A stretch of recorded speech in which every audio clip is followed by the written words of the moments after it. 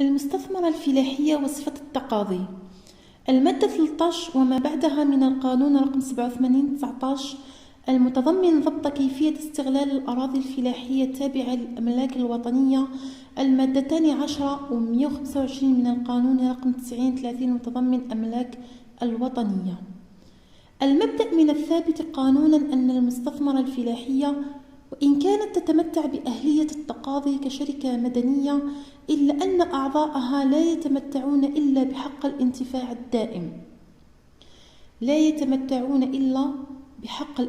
الدائم. بمعنى أنه عندهم الحق فقط في الانتفاع، لكن ما عندهمش حق في الملكية. أما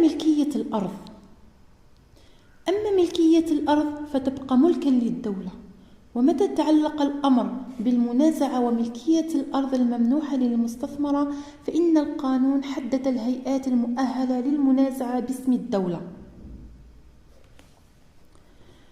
القطعة الأرضية ليست مؤممة ولم تكن تابعة للدولة، بل كانت ملكا تابعا لشخص آلت إليها عن طريق الإرث. المستثمرة الفلاحية وإن كانت تتمتع فعلا بأهلية التقاضي كشركة مدنية بالنظر لأحكام المادة 13 وما بعدها من القانون رقم 87/19 إلا أن أعضاءها لا يتمتعون إلا بحق انتفاع دائم طبقا للمادة 6 من نفس القانون. أما ملكية الأرض فتبقى للدولة، وبذلك فإن كانت المستثمرة مؤهلة لرفع الدعاوى الرامية إلى حماية حق انتفاعها، غير أنه متى تعلق الأمر بالمنازعة في ملكية الأرض الممنوحة للمستثمرة ذاتها فإن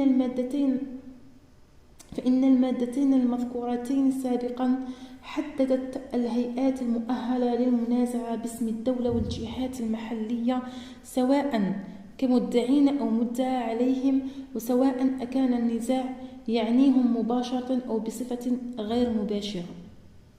ومن هنا فإن قضاة الموضوع بقضائهم كما فعلوا قد طبقوا صحيح القانون وأعطوا قرارهم أساسا سليما. وشكرا.